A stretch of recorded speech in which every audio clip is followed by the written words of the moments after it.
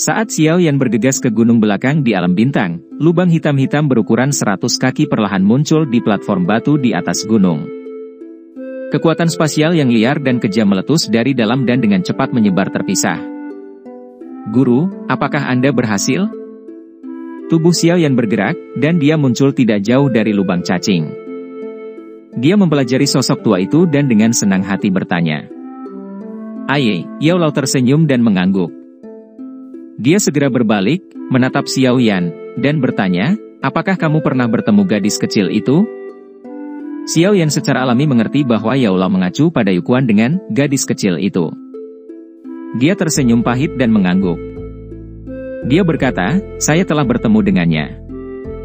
Bakatnya memang luar biasa. Jika dia dirawat dengan baik, prestasinya pasti luar biasa.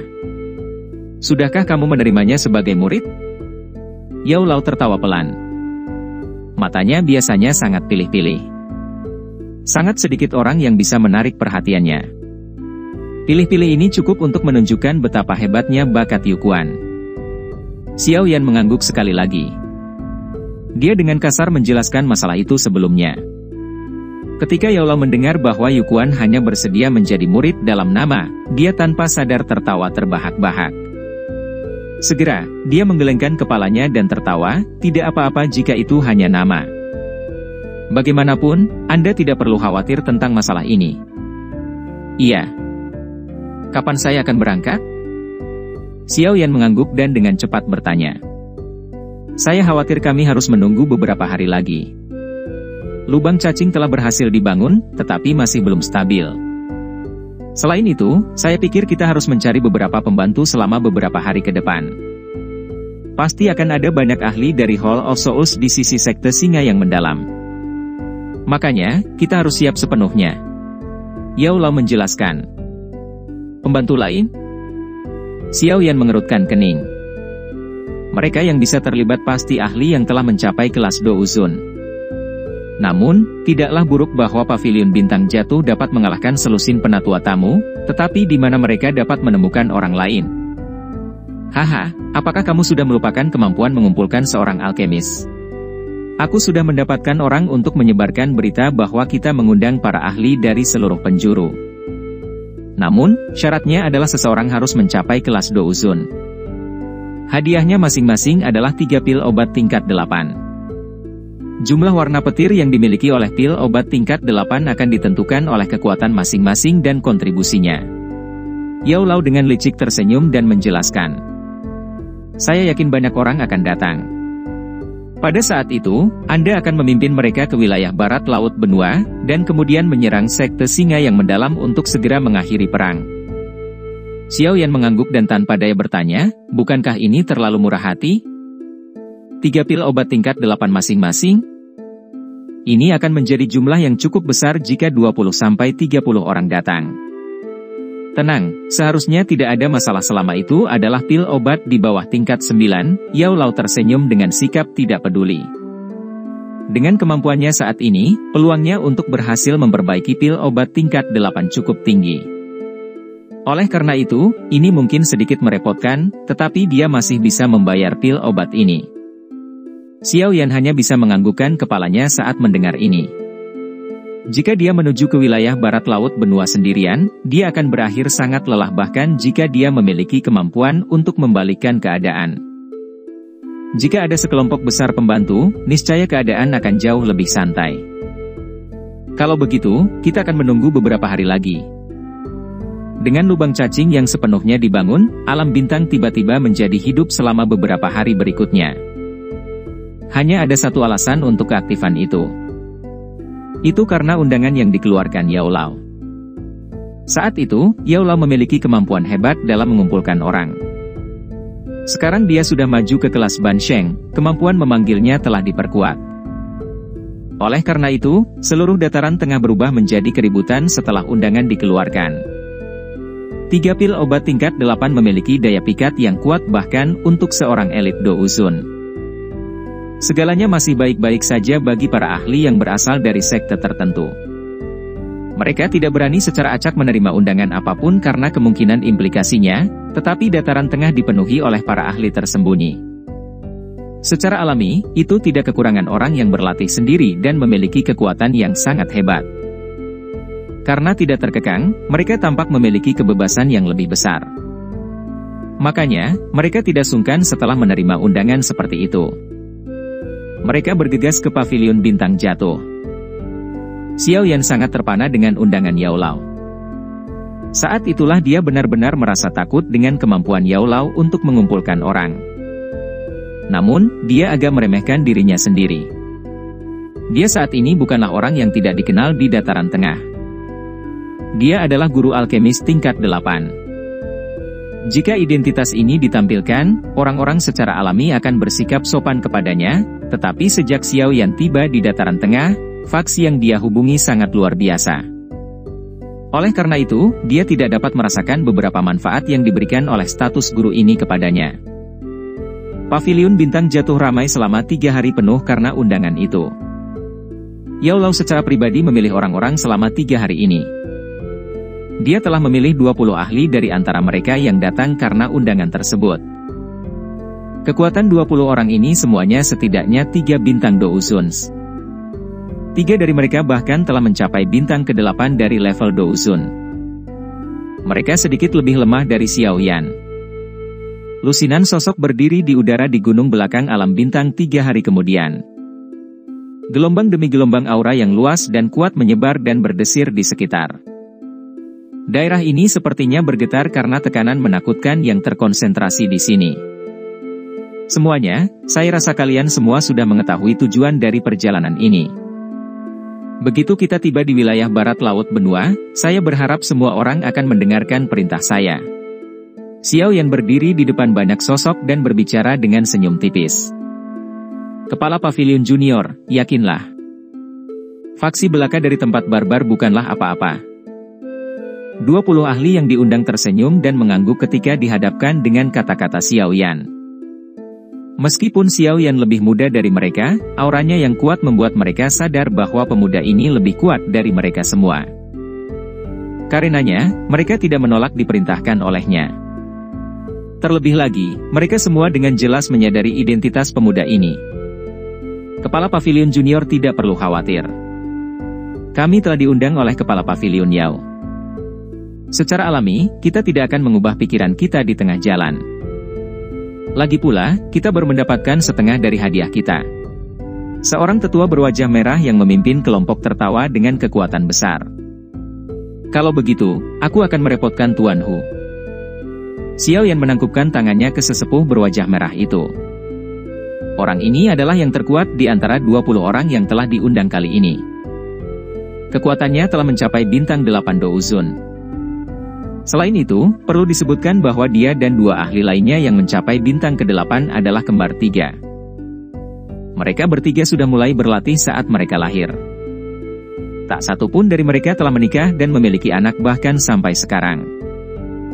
Mereka bertiga seperti bayi Siam yang tidak pernah mengkhianati satu sama lain. Karenanya, kerjasama antara ketiganya sangat bagus. Jika mereka bergandengan tangan, mereka akan mampu melawan bahkan elit bintang 9 Dousun. Mata Xiao Yan beralih ke Yao Lao setelah dia berbicara. Dia menyatakan, kita akan berangkat sekarang. Aye, orang-orang ini baru datang setelah diundang. Tidak perlu mempercayai mereka. Di sisi lain, Anda dapat mempercayai 10 tamu tetua ini. Mereka jauh lebih tahu tentang berita di benua barat laut daripada kamu. Yao Lao mengangguk.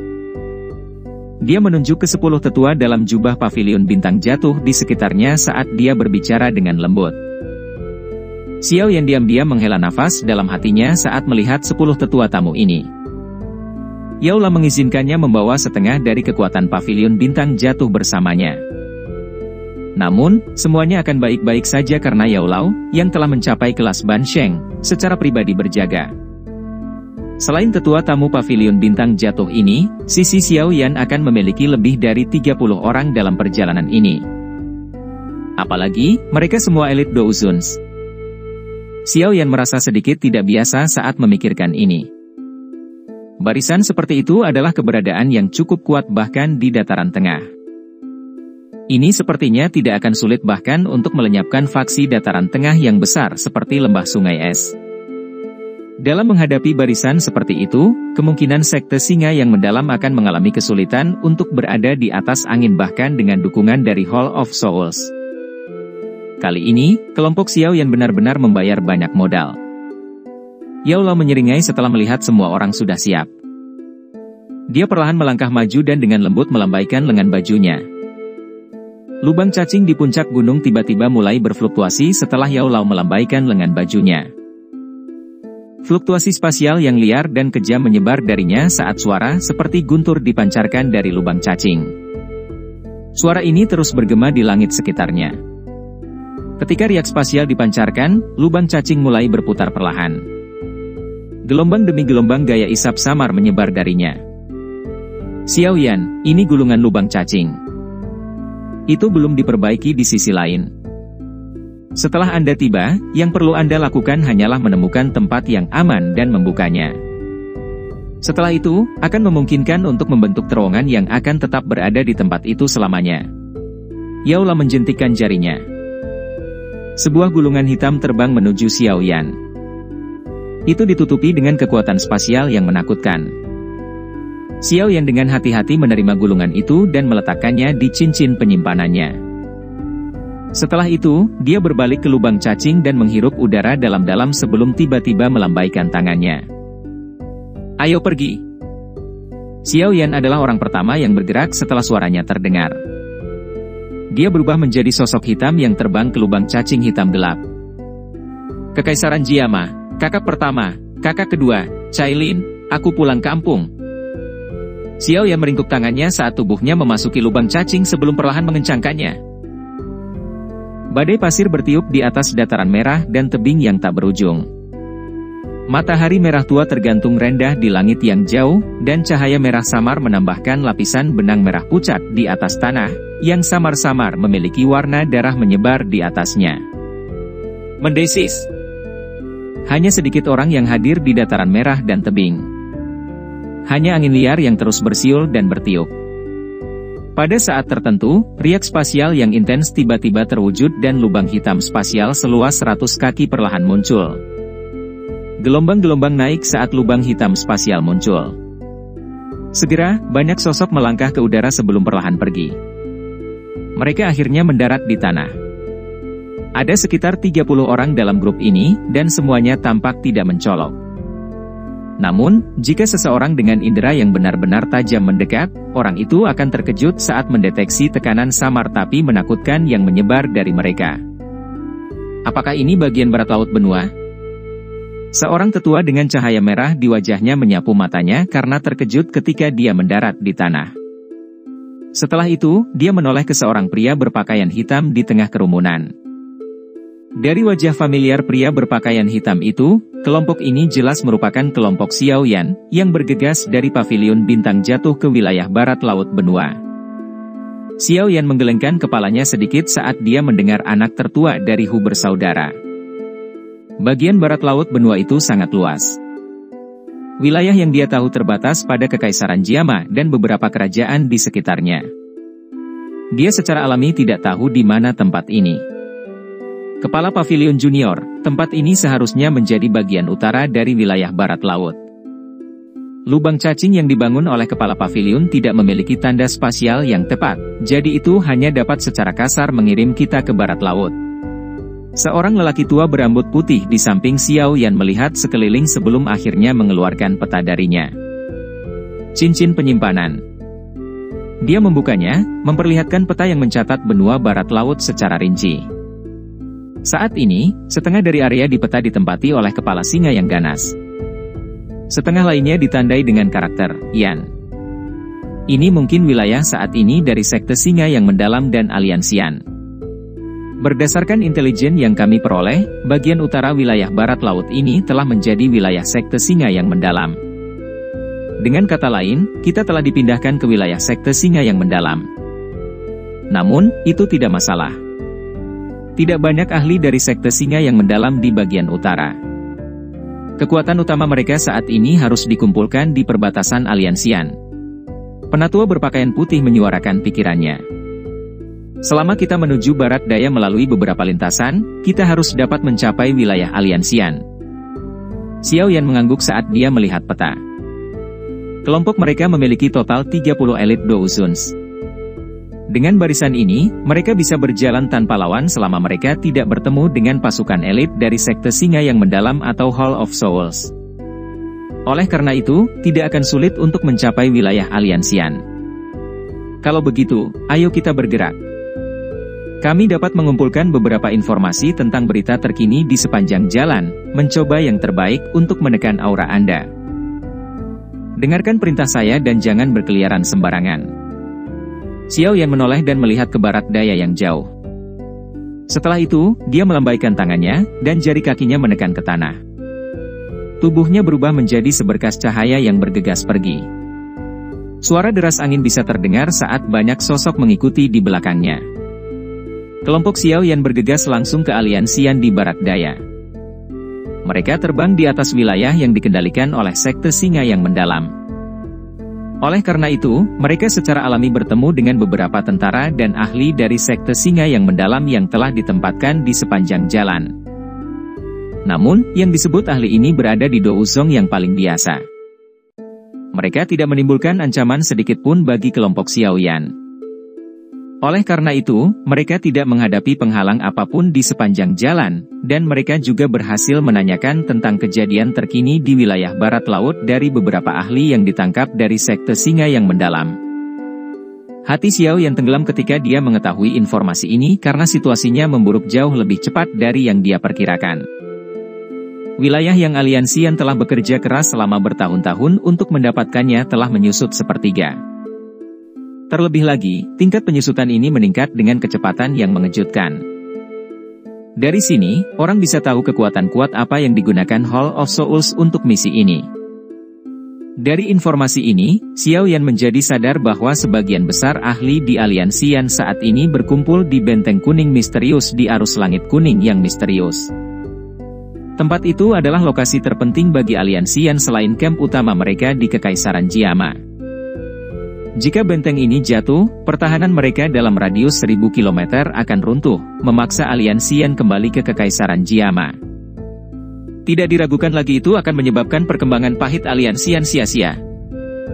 Oleh karena itu, ahli Aliansian bersama dengan beberapa ahli lain yang telah bergandengan tangan dengan Aliansian untuk melawan sekte singa yang mendalam, semuanya berkumpul di Benteng Kuning Misterius. Dengan dukungan dari Hall of Souls, sekte singa yang mendalam memiliki kekuatan menakutkan yang dapat melenyapkan sebagian besar faksi di barat laut. Setelah beberapa paksaan, sekte singa yang mendalam telah mendapatkan cukup banyak ahli. Oleh karena itu, sulit untuk menemukan faksi di wilayah barat laut benua yang bisa bertarung dengan mereka. Bahkan Aliansian dirugikan. Sekte singa yang mendalam secara alami tidak akan menyerahkan Benteng Kuning Misterius, yang merupakan tempat yang harus diperebutkan oleh kedua belah pihak.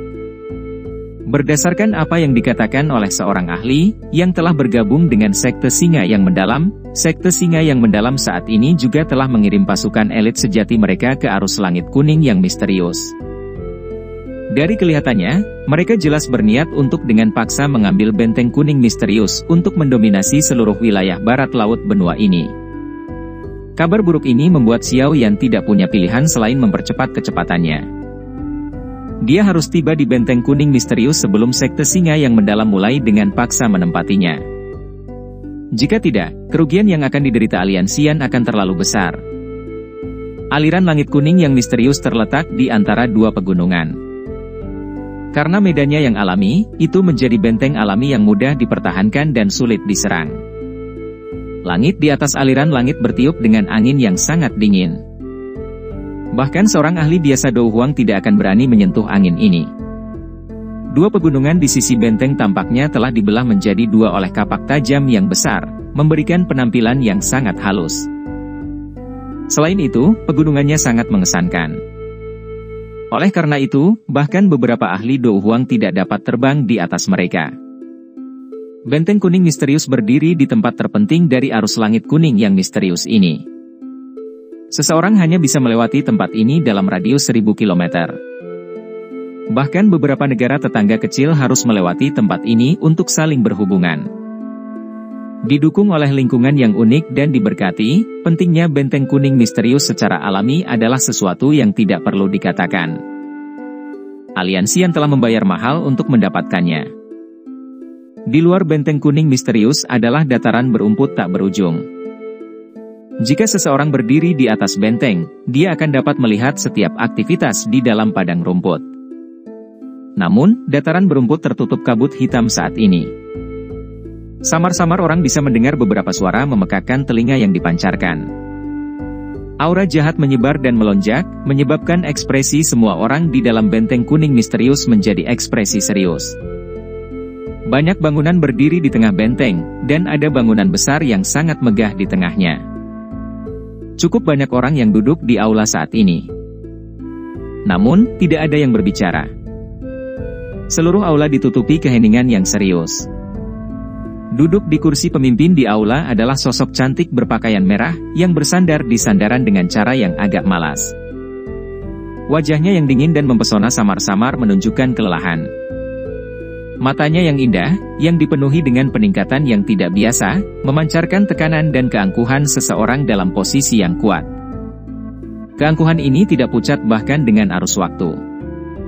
Siapa lagi di Aliansian selain Ratu Medusa saat itu, atau Cailin saat ini, yang dapat memiliki sikap sombong seperti itu? Beberapa tahun ini tidak membuatnya berubah sedikit pun. Sebaliknya, dia menjadi dewasa dan pesonanya yang mempesona menjadi lebih padat. Semuanya, pasukan sekte singa yang mendalam menekan kita. Hari ini, itu hanyalah serangan probing. Namun, sepertinya mereka akan secara resmi menyerang kita dalam waktu kurang dari 3 hari. Mata Cailin perlahan menyapu seluruh aula. Banyak wajah yang akrab muncul. Kaisar Eshai Bodong, Pil Raja Kerajaan Jiamaguhi, Fama, saat ini, semuanya tampak sedikit lebih tua sekarang. Namun, aura mereka jauh dari apa yang bisa mereka bandingkan saat itu. Jelas, kekuatan mereka meningkat secara dramatis selama bertahun-tahun. Semua orang terdiam saat mendengar kata-katanya. Seorang pria yang duduk di kursi roda di samping mendesah pelan. Dia berkata, kekuatan sekte singa yang mendalam terlalu kuat. Pakar kelas Douzun mereka jauh melampaui kita. Kami bukan tandingan mereka dalam konfrontasi langsung. Xiao Ding tanpa sadar dan tertawa getir setelah dia berbicara. Skema apapun akan kehilangan efeknya di hadapan kekuatan absolut. Ini adalah pertama kalinya dalam beberapa tahun ini dia merasa sangat tidak berdaya. Aliansian benar-benar menemui beberapa masalah. Ayo pergi sekuat tenaga dan bertarung jika tidak ada yang bisa kita lakukan. Kita tidak bisa maju atau mundur, jadi kenapa kita tidak bertarung sampai akhir? Seorang pria yang dipenuhi aura ganas di samping Xiao Ding berbicara dengan wajah sedingin es. Penampilan itu sudah tidak asing lagi. Itu mengejutkan saudara kedua Xiao Yan, Xiao Li. Hati semua orang di aula tenggelam setelah mendengar kata-kata Xiao Li. Mungkinkah itu benar-benar sampai pada tahap ini? Kami belum mencapai tahap itu. Xiao Ding tiba-tiba menggelengkan kepalanya di tengah kesunyian. Dia perlahan mengangkat matanya dan senyum tipis terungkap di wajahnya. Dia dengan lembut berkata, berdasarkan apa yang dikatakan kelompok dokter peri kecil, saudara ketiga harus segera kembali ke Aliansian. Keributan. Ucapan Xiao Ding segera menyebabkan mata sebagian besar orang di aula terangkat. Bahkan Cailin di kursi pemimpin tiba-tiba memfokuskan matanya pada Xiao Ding. Kakak ketiga Xiao Ding, semua orang yang hadir, bahkan para ahli yang telah bergabung dengan Aliansian di kemudian hari, telah mendengar tentang dia meskipun tidak pernah melihatnya secara pribadi karena pemuda bernama Xiao Yan adalah pendiri sebenarnya dari Aliansian. Pemuda saat itu telah menciptakan banyak keajaiban. Meskipun Aliansian dikelola oleh Cailin selama tahun-tahun ini, pemimpin spiritual sejati dari Aliansian masihlah pemuda bernama Xiao Yan di hati banyak orang. Xiao Ding tersenyum ketika dia melihat aula berubah menjadi keributan karena nama ini. Dia bertukar pandang dengan Xiao Li di sampingnya. Kedua mata mereka menunjukkan kebanggaan yang samar. Kebanggaan ini berawal dari saudara kandung mereka, pemuda bernama Xiao Yan. Saudara ketiga, sudah lama sekali sejak kau pergi. Sudah waktunya untuk kembali. Mata Xiao Ding menatap langit malam di luar aula dan bergumam di dalam hatinya.